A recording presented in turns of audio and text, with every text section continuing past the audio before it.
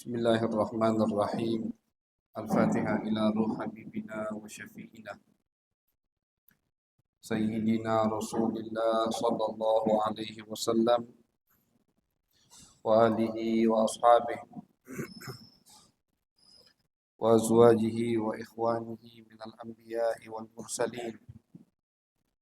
Thumma ila arwahi masyayikhina wa li abaina wa ummahatina wa liman lahu haqqun alaina, khususan jami'u sahibu hadal kalam al-imam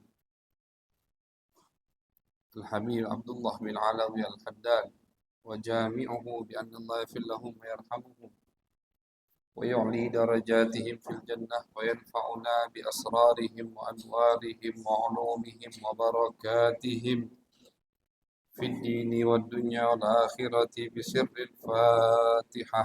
أعوذ بالله من الشيطان الرجيم. بسم الله الرحمن الرحيم.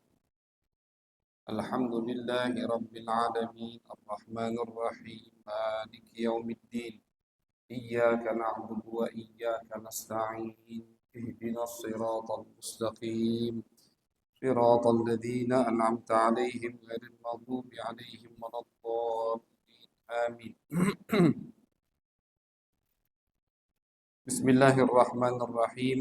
قال الإمام الحبيب قطب الإرشاد وغوث العباد والبلاد الحبيب عبد الله بن علوي الحداد رضي الله تعالى عنه ونفعنا به بعلومه وبعلوم مشايخنا وبعلوم سائر الصالحين في الدارين آمين. إلى أن قال طرق التصوف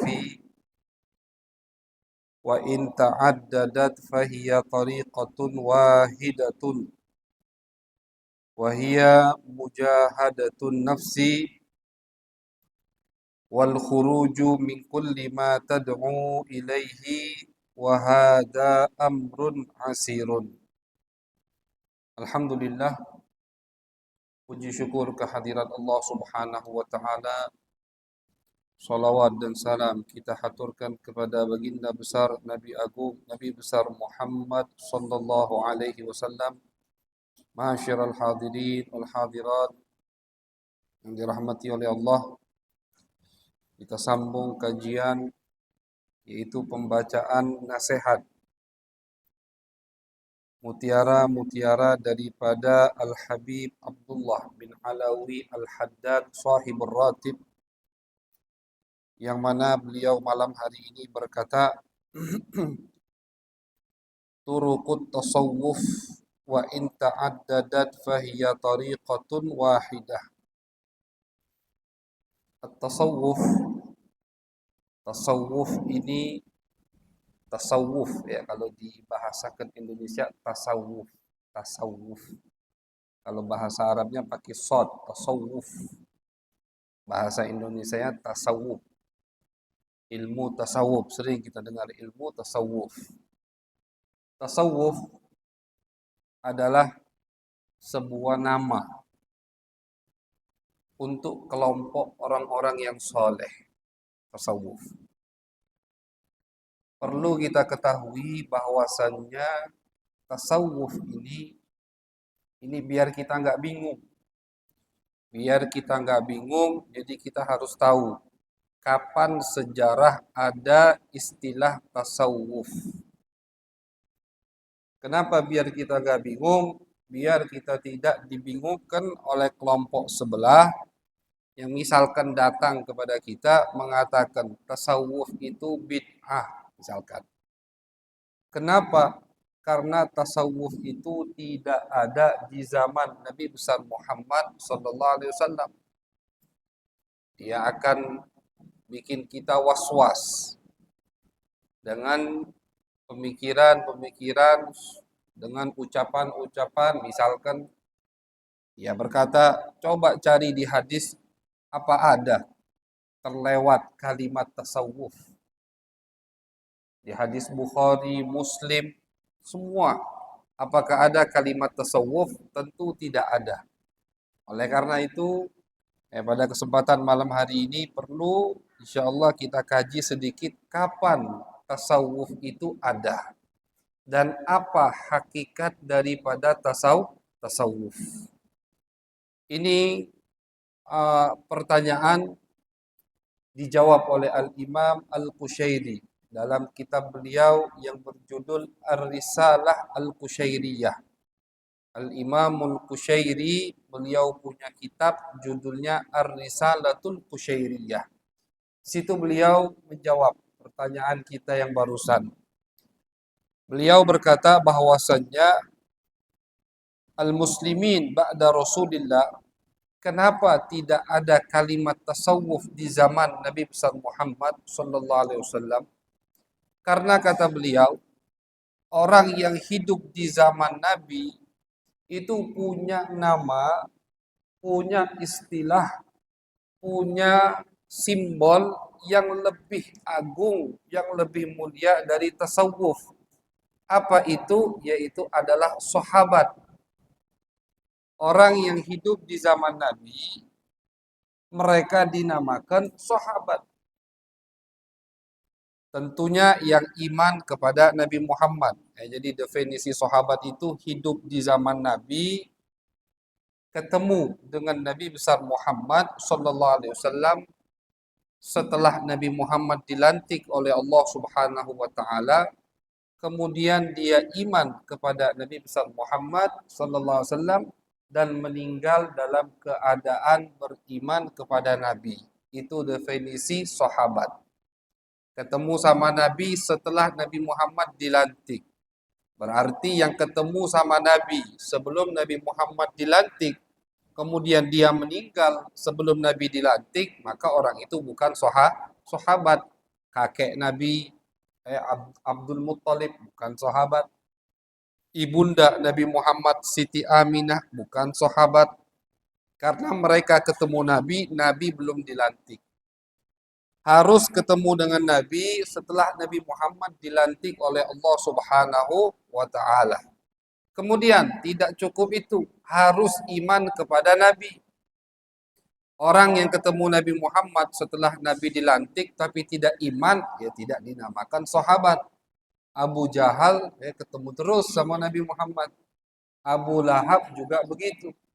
Kelompok-kelompok yang sesat, yang musyrik ketemu sama Nabi setelah Nabi dilantik tapi tidak iman kepada Nabi Muhammad SAW, maka mereka tidak dinamakan sahabat.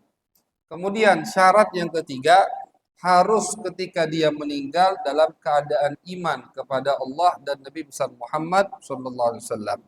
Jadi umpama ada sahabat yang ketemu sama Nabi setelah Nabi dilantik, kemudian dia masuk Islam, kemudian murtad, na'udzubillah, keluar dari agama sehingga meninggal dalam keadaan murtad, maka orang tersebut bukan dinamakan sahabat. Itu definisi sahabat. Dan sahabat ini adalah kelompok yang sangat mulia. Sahabat, jadi kita kalau misalkan nggak tahu biografi satu sahabat, disebutkan sahabat fulan, kita nggak tahu biografinya, tapi kita yakin kita tahu dia sahabat, sudah cukup bagi kita, wajib sudah bagi kita untuk memuliakan sahabat tersebut. Walaupun kita nggak tahu biografinya, kita nggak tahu amalnya, kita nggak tahu ilmunya, kita nggak tahu dia dekat atau tidak dengan Nabi, ketemu sekali atau tiap hari sama Nabi. Karena untuk jadi sahabat cukup ketemu satu kali dengan Nabi. Untuk jadi sahabat cukup ketemu satu kali dengan Nabi. Bahkan cukup Nabi melihat dia tidak melihat Nabi, cukup. Atau kebalikan, dia lihat Nabi, Nabi tidak melihatnya, cukup. Jadi satu kali ketemu cukup untuk dia jadi sahabat Nabi. Kemudian tidak harus saling pandang. Nabi yang memandangnya, dia tidak memandang Nabi, atau dia yang melihat Nabi, Nabi tidak, udah cukup untuk jadi sahabat. Masuk kelompok sahabat. Kelompok yang sangat dimuliakan oleh Allah Subhanahu wa taala. Jadi kalau kita dengar satu nama dan disebutkan, oh dia ini sahabat, sudah wajib bagi kita untuk memuliakan sahabat tersebut, tanpa perlu kita tahu apa amalnya, apa ilmunya, meriwayatkan hadis atau tidak, karena orang yang sudah menjadi sahabat Nabi, berarti sudah menjadi orang pilihan Allah Subhanahu wa taala. Nabi sendiri yang bersabda. Kata Nabi bahwasanya ketika Allah ingin mengelilingi aku dengan orang-orang, Allah pilih orang tersebut. Tidak sembarangan orang yang Allah jadikan sahabatku. Itu sabda Nabi besar Muhammad sallallahu alaihi wasallam. Al-Imam Junaid. Imam Junaid ini pemimpin tasawuf di zamannya. Muridnya itu banyak daripada aulia, ulama. Jadi murid-muridnya aja orang-orang yang hebat, Imam Junaid. Suatu hari Imam Junaid ditanya sama muridnya, "Wahai Imam Junaid, ya, siapa yang afdol? Dirimu atau Badui yang cuman melihat Nabi satu kali?" Badui itu orang Arab yang tinggal di pelosok, ya. Nggak tahu, nggak ada etika, orang-orangnya kasar gitu. Ketemu Nabi satu kali, udah jadi sahabat. Mana yang afdol? Wahai imam, dengan dirimu yang luar biasa, amalnya luar biasa, ilmunya, pengikutnya banyak, muridnya juga, muridnya aja wali. Mana yang lebih afdol? Apa jawab Imam Junaid? Kata Imam Junaid, 70 Junaid, jangankan satu Junaid, 70 Junaid itu lebih mulia dari, debu dari kendaraan Badui yang ketemu sama Nabi satu kali. Jadi bukan Baduinya, bukan. Debu kendaraannya, ontanya itu, di kaki ontanya ada debu. Kata Imam Junaid, debu yang ada di kaki kendaraan sahabat Badui yang ketemu sama Nabi satu kali itu lebih afdal daripada 70 Junaid. Jangankan Baduinya, debunya aja lebih afdol daripada 70 Junaid. Nah, jadi nggak ada kelompok yang bisa menandingi kelompok yang bernama sahabat Nabi besar Muhammad Sallallahu Alaihi Wasallam. Walaupun misalkan kita dengar ada sahabat yang begini, ada sahabat yang begitu, sahabat itu manusia, mereka melakukan kesalahan.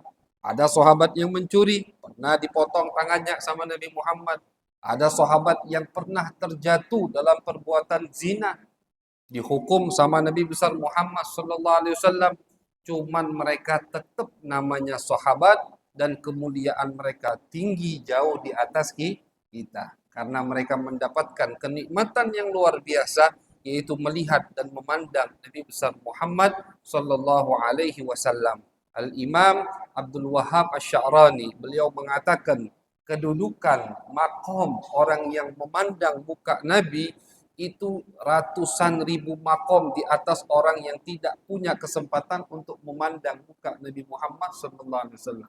Walaupun ibadahnya segunung, sedekahnya segunung, ilmunya segunung, tapi dibandingkan dengan orang yang satu kali memandang muka Nabi, tentu orang ini lebih mulia jauh di sisi Allah Subhanahu wa taala. Jadi kata Al-Imam Al-Qushairi dalam kitab beliau Ar-Risalatul Qushairiyah, mereka kelompok yang hidup di zaman Nabi sudah punya nama. Sahabat nggak perlu pakai nama baru, tasawuf nggak perlu. Kemudian generasi berikutnya, yaitu generasi yang tidak ketemu dengan Nabi, tapi ketemu dengan sahabat Nabi. Mereka tidak ketemu Nabi Muhammad, tapi mereka ketemu dengan sahabat Nabi. Mereka Muslim. Mereka ketemu dengan sahabat Nabi, ketemu dengan Anas bin Malik, ketemu dengan Umar bin Khattab. Maka kelompok tersebut, generasi tersebut dinamakan generasi tabi'in. Generasi tabi'in. Tabi'in adalah orang yang ketemu dengan sahabat Nabi besar Muhammad sallallahu alaihi wasallam. Mereka dinamakan tabi'in. Ini generasi abad kedua. Kata Imam Al-Qushairi, begitu juga mereka. Mereka udah punya nama, udah punya label, udah punya istilah, udah punya lakop untuk kelompok mereka, yaitu generasi tabi'in. Maka mereka nggak perlu untuk mencari nama atau lakop baru. Nah, di abad ketiga, kata Al-Imam Al-Qushairi, di abad ketiga setelah abad tabi'in, atau maaf, abad keempat. Jadi abad ketiga belum ada istilah tasawuf. Abad ketiga masih istilahnya tabi'ut tabi'in. Tabi'ut tabi'in. Mereka adalah orang yang ketemu dengan tabi'in. Jadi generasi ketiga adalah orang yang ketemu dengan generasi kedua. Generasi kedua tabi'in yang ketemu dengan generasi pertama yaitu sahabat Nabi besar Muhammad sallallahu alaihi wasallam. Kalau dari pimpinan mazhab 4 yang tabi'un tabi'in itu Al-Imam Abu Hanifah. Al-Imam Abu Hanifah bahkan diriwayatkan, Al-Imam Abu Hanifah adalah tabi'in. Beliau ketemu dengan 9 atau 11 sahabat Nabi Muhammad. Adapun Al-Imam Malik adalah tabi'ut tabi'in.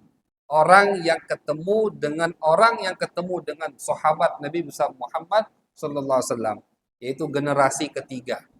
Ini 3 generasi dipuji sama Nabi besar Muhammad sallallahu alaihi wasallam. Kata Nabi dalam salah satu hadis beliau, khairul qurun qarni thumma alladhina yalunahum thumma alladhina yalunahum. Kata Nabi, sebaik-baiknya kelompok, sebaik-baiknya abad adalah abadku, kata Nabi.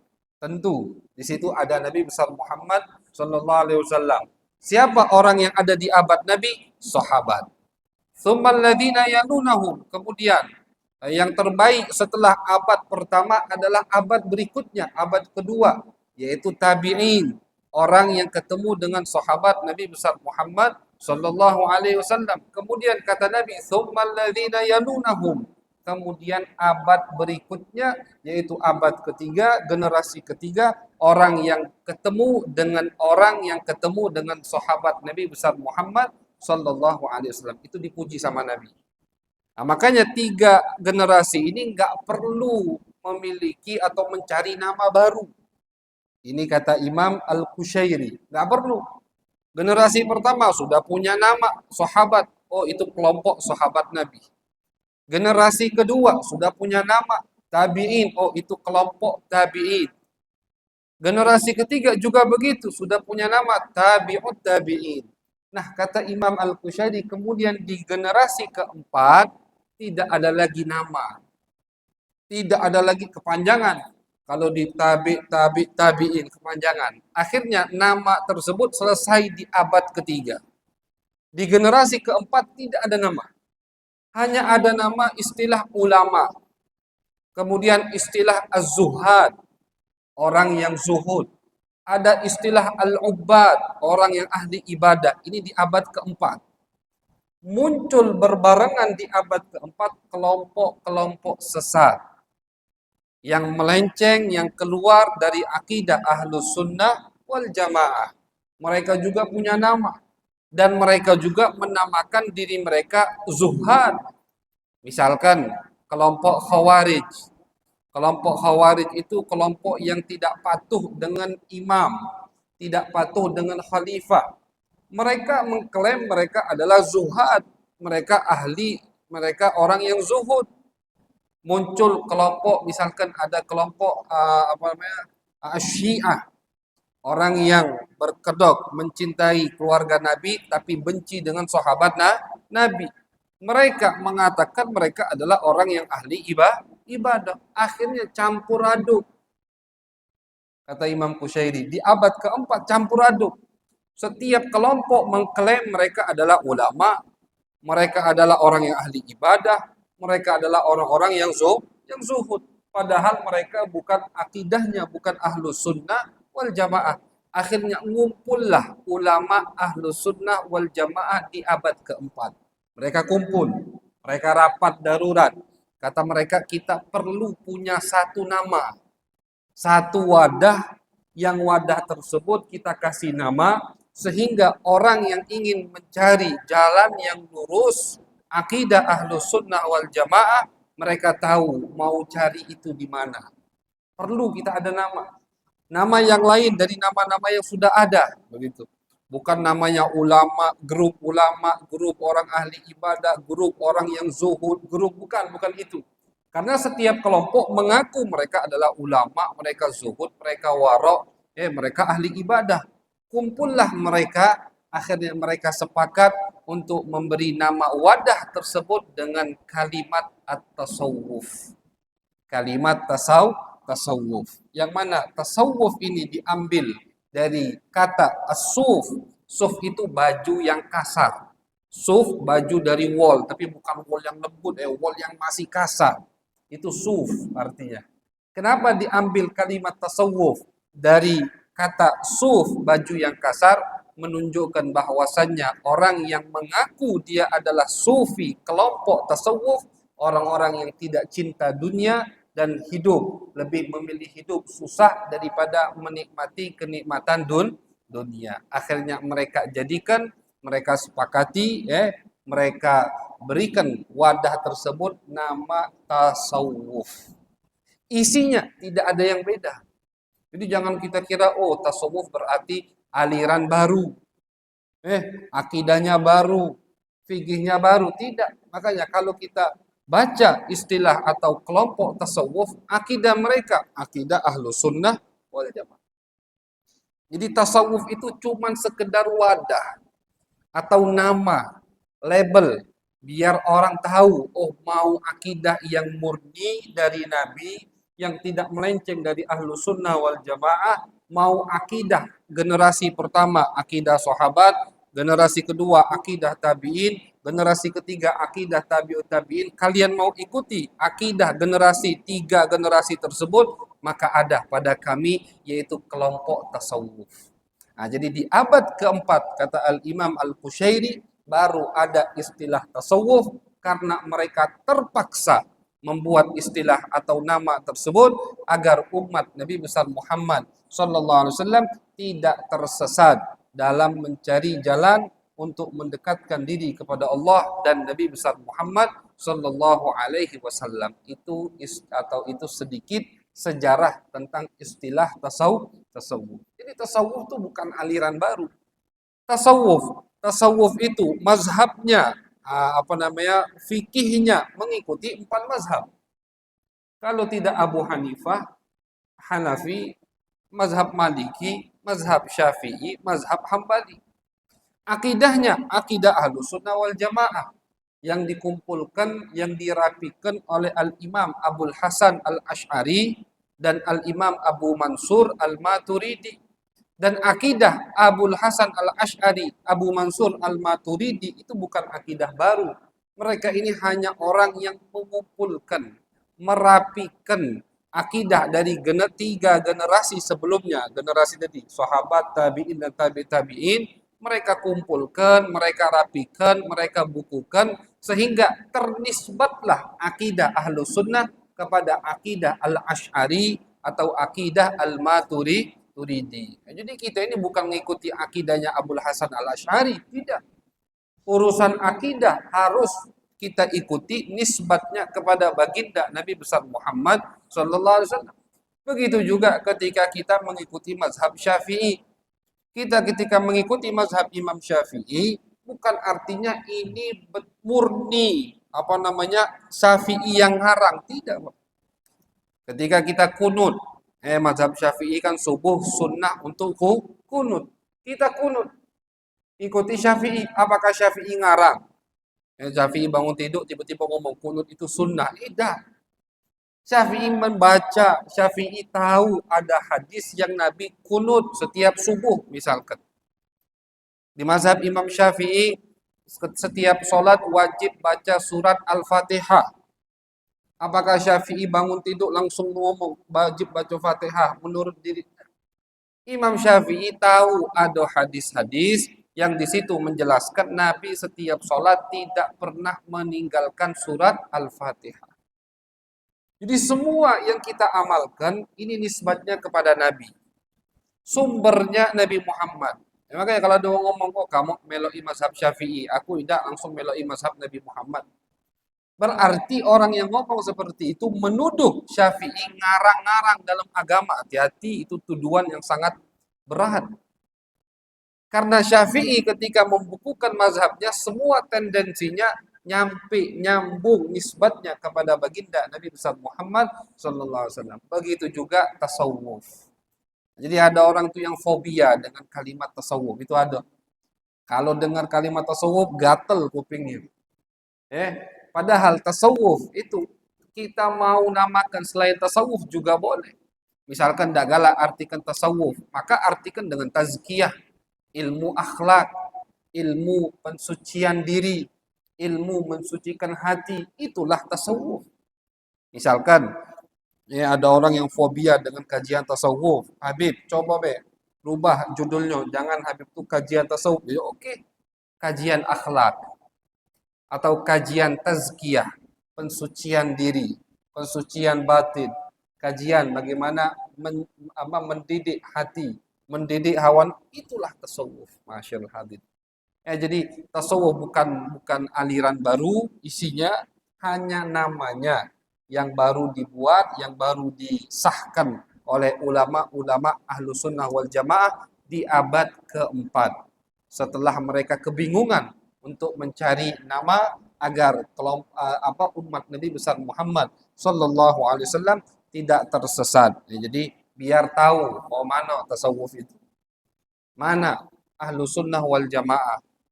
Kalau sekarang galo-galo ngaku ahlu sunnah wal jamaah. Semua ngaku ahlu sunnah wal jamaah. Mereka mengaku merekalah yang mengamalkan sunnah Nabi besar Muhammad Sallallahu Alaihi Wasallam. Begitu. Jadi kadang diperlukan memang satu wadah, satu label, satu nama untuk tadi, untuk biar umat tahu mana jalan atau rel yang tujuannya sampai kepada baginda Nabi besar Muhammad Sallallahu Alaihi Wasallam. Kalau kita misalkan ada orang yang fobia, tidak mau dengan kalimat tasawuf, kita ganti. Al-Imam Al-Syekh Muhammad Said Ramadan Al-Buti.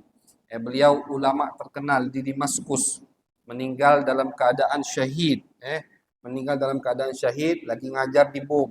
Itu Al-Imam Al-Buti. Ketika beliau mensyarahkan kitab Al-Hikam, karya Al-Imam Ibnu Athaillah As-Sakandari, sebanyak 5 jilid. Beliau mensyarahkan kitab Al-Hikam. Kitab Al-Hikam karya Imam Ibn Athaillah As-Sakandari itu termasuk kitab yang dipakai oleh ulama tasawuf. Jadi kalau kita belajar tasawuf ada rentetannya. Salah satu kitab yang pasti dipelajari adalah kitab Al-Hikam karya Al-Imam Ibn Athaillah As-Sakandari. Asy-Syaikh Al-Buti yang orang di Damaskus tadi, ketika beliau mensyarahkan kitab Hikam, karena beliau banyak dikelilingi atau berbenturan dengan orang-orang yang fobia, tidak galak dengar nama tasawuf, itu beliau tantang. Kata beliau, kalian tidak mau dengar kalimat tasawuf, oke. Hadir kajian aku tidak bakal nyebutkan kalimat tasawuf sama sekali.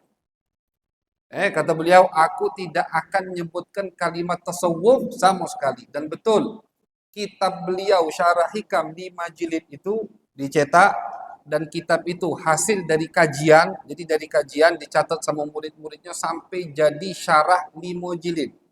5 jilid. Di YouTube ada itu, rekamannya dari awal sampai akhir 5 jilid itu.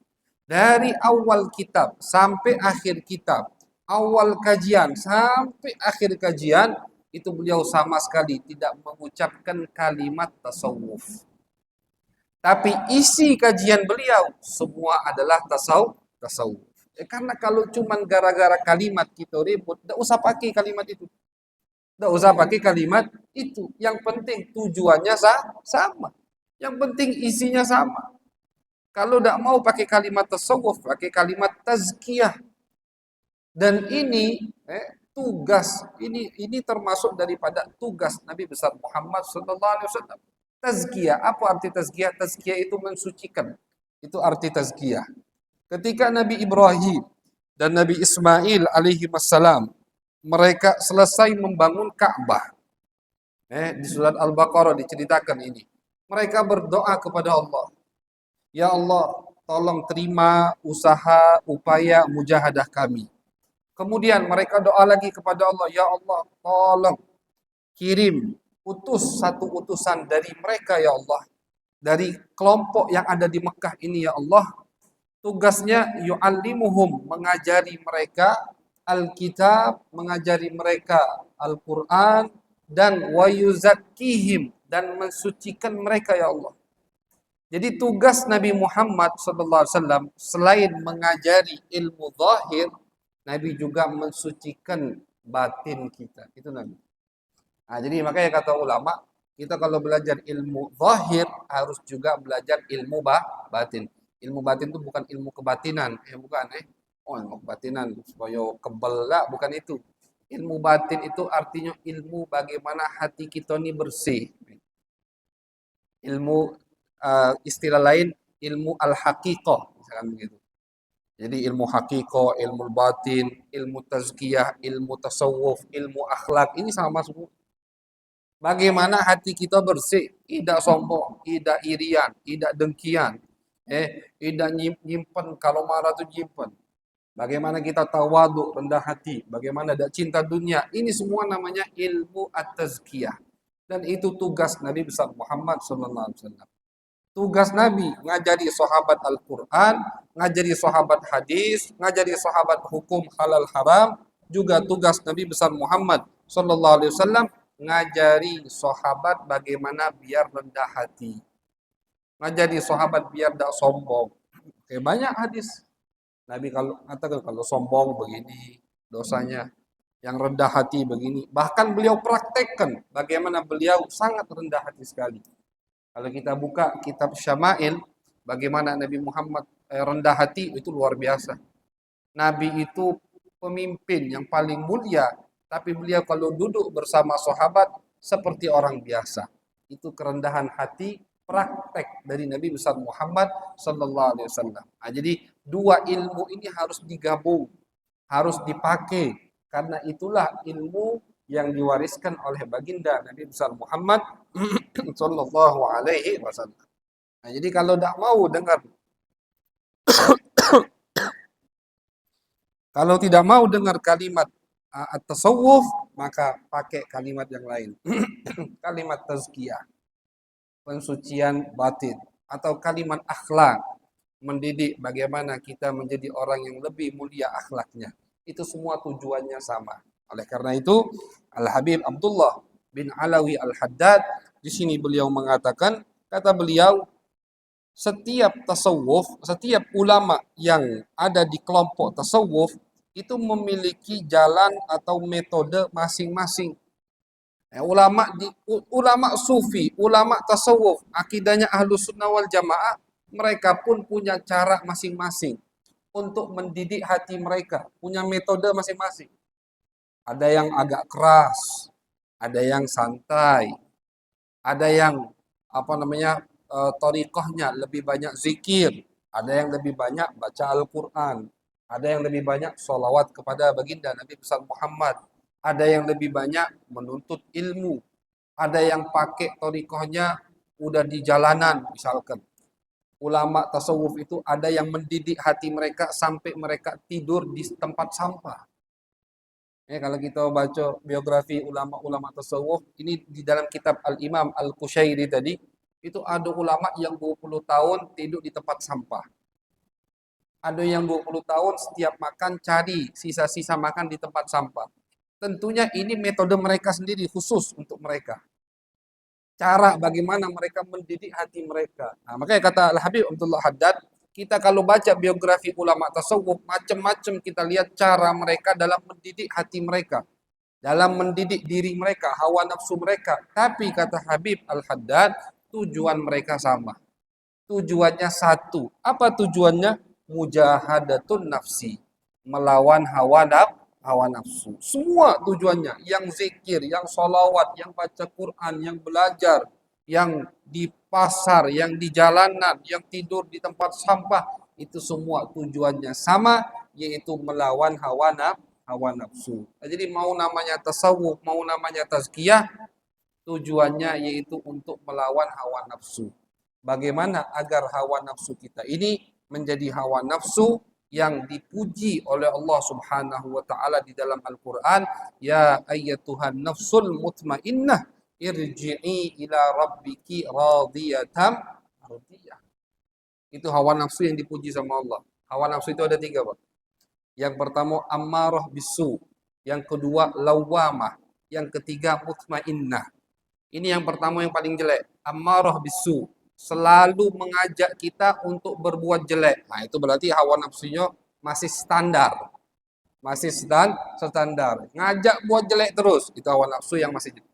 Kalau kita didik, kita lawan, dia akan terdidik naik ke level kedua, hawa nafsu yang bernama lawamah.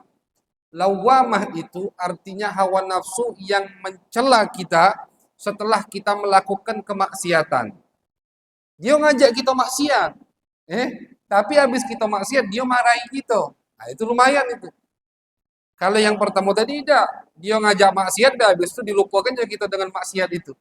Yang kedua ini tidak, dia ngajak kita maksiat, menggoda kita, tapi setelah kita maksiat, dia marahi kita. Ngapo kau maksiat? Nah, nyesel, itu bagus. Itu petanda baik dari Allah. Tambah kita didik, naiklah baru ke hawa nafsu yang ketiga, yaitu mutmainnah. Sudah, hawa nafsunya tenang sudah. Tidak tergoda lagi dengan maksiat, itulah yang dipuji sama Allah, yang diperintahkan sama Allah untuk masuk surganya Allah. Mudah-mudahan kita diberikan oleh Allah Subhanahu wa taala hawa nafsu yang ketiga, al-mutmainnah, hawa nafsu yang tenang, yang tidak tergoda lagi dengan tipu daya setan, fi khairin wa lutfin wa afiyatin, amin ya rabbal alamin. Allahumma aghnina bil ilmi wa zayyinna bil hilmi wa aqribna bit taqwa wa jammilna bil afiyah. اللهم اجعل جمعنا هذا جمعا مرحوما وتفرقنا من بعده تفرقا معصوما ولا تجعل فينا ولا معنا ولا إلينا شقيا ولا محروما ربنا تقبل منا إنك أنت السميع العليم وتب علينا إنك أنت التواب الرحيم وصلى الله على سيدنا محمد وعلى آله وصحبه وبارك وسلم والحمد لله رب العالمين والسلام عليكم ورحمة الله وبركاته.